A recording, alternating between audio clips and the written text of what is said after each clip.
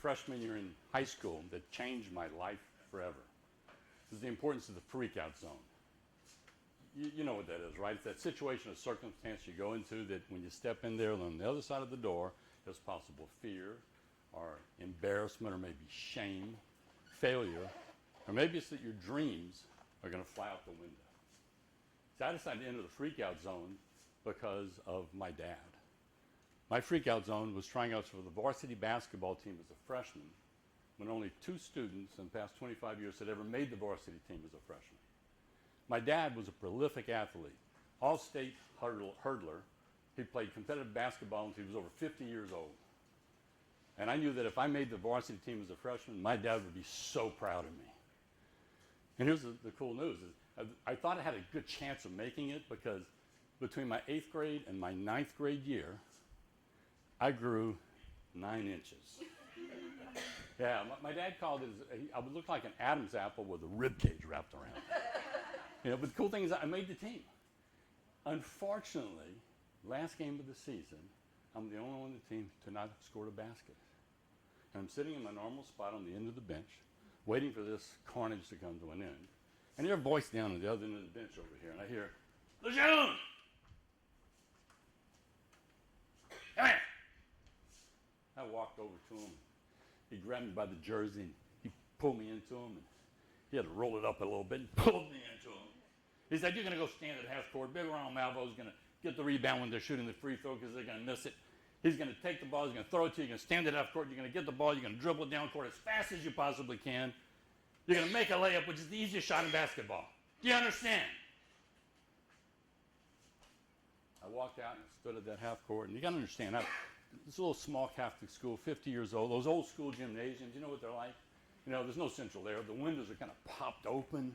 There's 2 rows of bleachers over here, 3 on this side. Student section going up in this direction. On this side, there's 2 doors that are chained shut with a mattress in front of them in case you went too far. And I'm standing at half court, and the place is going wild because they knew something was up. And I'm standing there and going, man, it smelled like a gym. It smelled like old socks. It smelled like old, well, you know what I'm talking about here, okay? But it was one of those moments. You ever have those when all the stars are in alignment, and your destiny's right there? This wasn't one of them. I'm standing playing off just like the coach called it. Ball hits the rim, bounces up in the air, Big Ronald catches it, throws it to me at half court, I catch it, and I'm now racing down court as fast as I possibly can. I'm dribbling. I really thought I looked something like Kobe or LeBron. I probably looked more like a giraffe in heat. But anyway, I'm racing down the court. I hit the free throw line, and I leaped up in the air. And the ball left my hand, and it went over the goal, over the backboard, and out the window.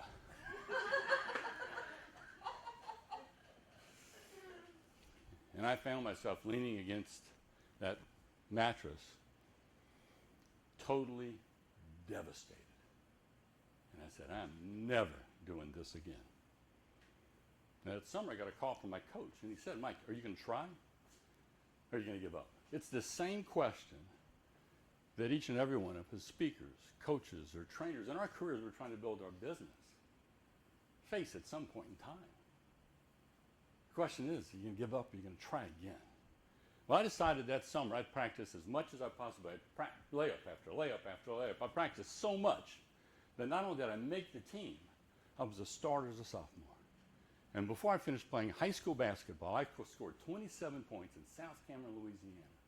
And I can still picture the look on my father's face down at the end of the bench, the pride he had. I talked about it later on. I was a little bit embarrassed because he'd asked the custodian to shut the window. My friends, I'm talking to a group of people, speakers, coaches, and trainers that step into the freakout zone each and every day. You remember the first time you gave a talk and you were worried about whether you were going to show up, speak up, or throw up? But you do, and because you're willing to step in that place, the people you serve, you change lives. You change lives because you help them step into their freakout zone. See, because the freakout zone is not where dreams fly out a window. It's where your dreams become reality.